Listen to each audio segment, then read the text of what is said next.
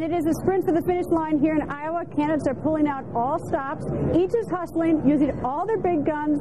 And who is one of Senator Thompson's big guns? Well, joining us live in Des Moines is Jeri Thompson, wife of presidential candidate Fred Thompson, and his big gun, I would assume? One of them. Where is he tonight, by the way? He's actually coming back from Davenport. We did 5 events today, and he's on his way back. And we've got started at 6:15 in the morning, and I think he's actually got a local television show here at 10 tonight. So he'll be at another studio while I'm doing this. I mean, it's exciting, isn't it? I mean, it's also terrifying in many ways, but exciting. No, it's really, really exciting. I actually spent a couple of minutes over at our headquarters here in Des Moines, and I was just thrilled to hear all the people from California and Illinois and Connecticut. We have a guy from Hawaii who came forth because he had met Fred back in Watergate.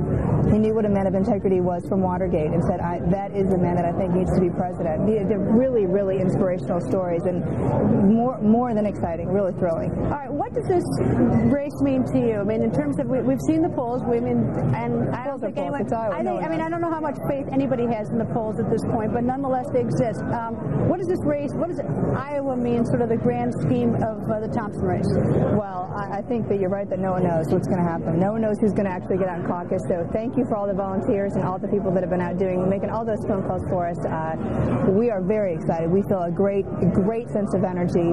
We've been to 52 cities, and well, actually 48. We'll be at 52 by tomorrow, and we really feel the momentum for us. And I think a lot of this is momentum. Historically, it's about momentum, not so much what the pundits say.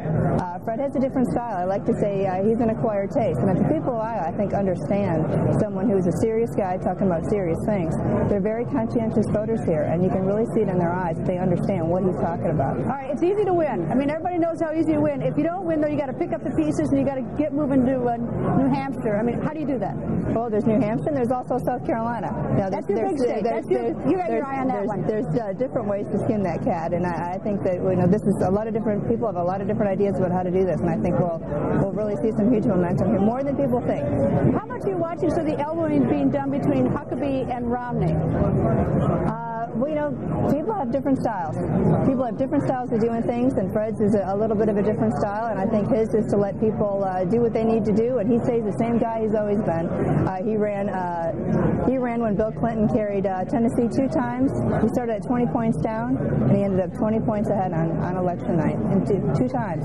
So do you pay attention to those other campaigns, or can you? Are you so consumed, or from a strategy, do you have to also know where your opponents are?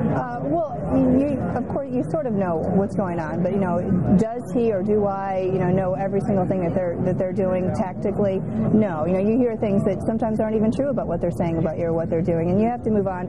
He really believes in a positive message. He believes in the prosperity of our country. He believes in that we also have to be unified. In order for us to do any of these things that he wants to do, he thinks that there has to be a credible president to bring the country together to do these things. So you can't really he doesn't really believe in sort of getting down into the weeds like that. All right, let me ask a loaded question for a wife. Has the media been fair to your husband, or have we done something that's bugged you? Oh, for goodness sake, I think every wife would probably say they're not fair. I told you it was a loaded question. Yeah, it is. What's been the media reaction to your husband? What do you think? Well, he likes to say he wears no man's collar. He likes to say that he doesn't dance to any man's tune, and that's why I love him. That's why supporters love him, and a lot of press don't like him for that. It's tough to be a wife, though, isn't it? Sometimes it is. Sometimes it's tough indeed. It's actually easier to be the candidate, I think, to get slapped around a little bit than to be the spouse. But this is an honor, and we know it. Anyway, Jeri, thank you very much, and good luck tomorrow. Thank you very much.